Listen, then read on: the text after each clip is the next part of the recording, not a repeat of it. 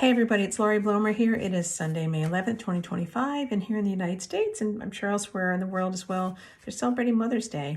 And I just want to thank all the moms, and I look at that as a very broad category. There are biological moms, there are also people who, regardless of your gender, have mommed somebody else, meaning loved, supported, encouraged, taken care of, fostered the growth of, whether it's another human being, whether it's an animal family member. It's that maternal divine feminine energy as a creative and nurturing force, which is within all of us. So happy Mother's Day to all of you. And I'm here for today's card pull. So if you've been following along with me, welcome back. If this is the first time, welcome.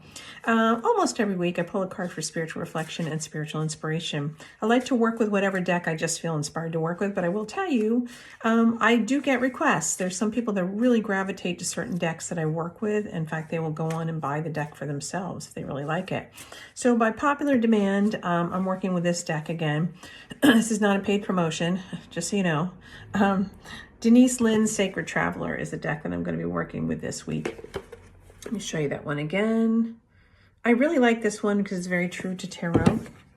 In the idea of having a well-rounded deck that explores different aspects of the human experience, emotional, mental, action, our purpose, our passion, all those things. I think Denise kind of bakes into this deck. She's some person who's very familiar with tarot. So her oracle cards are kind of true to that as well. Plus, it's just a very beautiful deck, and it's very easy to understand. So I'm going to pull a card for spiritual reflection and spiritual inspiration this week. I like to call this a helpful lens through which to view your life experiences over the course of the week for the purpose of learning and growing as a human being, for the purpose of learning and growing as a spiritual being. So I'm going to pull the card. I'm going to share whatever jumps out to me intuitively as what I want to take for the purpose of inspiration and self-reflection this week. You're welcome to borrow from my views. You're also, I really encourage you though, to really honor your own intuition and how this card speaks to you and what you know about the upcoming week and yourself and what you're working on, all that good stuff.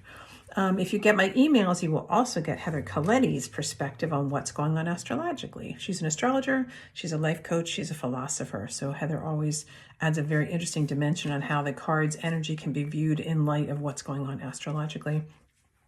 By the way, I am teaching a tarot class. It's in July. It's a one-day class on our Saturday. We'll do a deep dive where you get a chance to learn the 78 cards of a tarot deck. You'll get your own deck as part of your registration, and we'll also take the opportunity to practice giving readings with them and getting help from other people in the classroom to interpret our cards. It's going to be held here in my office. It is, I think, the third weekend in July. It's on my website, though. You'll see more announcements coming out about it.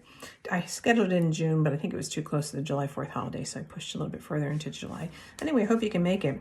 And by the way, I also want to add, before I pull my card here, I coach people on card reading. So if you have a card deck that you'd love to work with, but you don't really understand it, or you're struggling with how to work with it, schedule a session with me. I can coach you through that deck and help you understand the symbolism that's unique to your deck.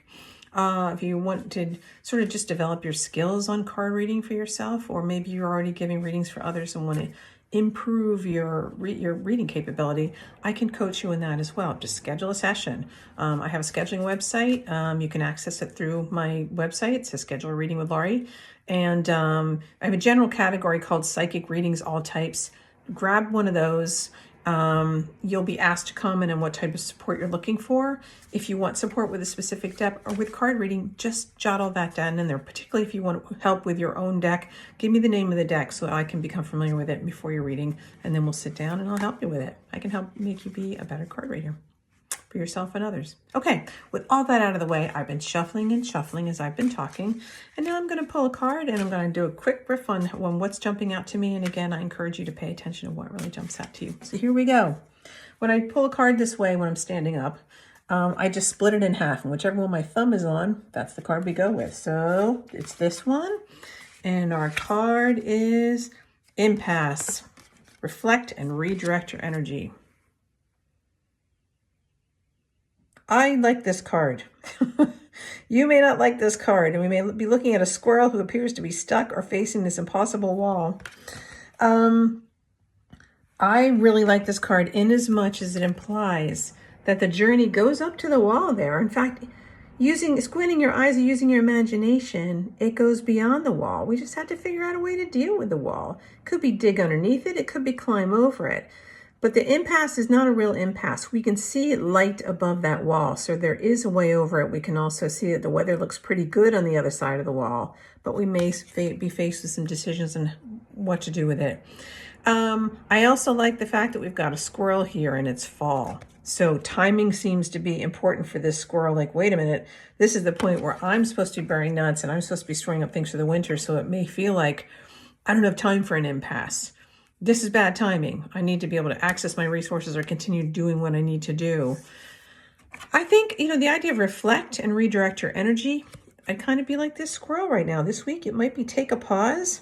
Let me think about how I would normally approach a problem, i.e. wall or a challenge. I'm now being challenged to think about it differently, to approach it differently, to maybe just do differently. It's funny because I have something like this going on in my life right now. No coincidences. This is a synchronicity.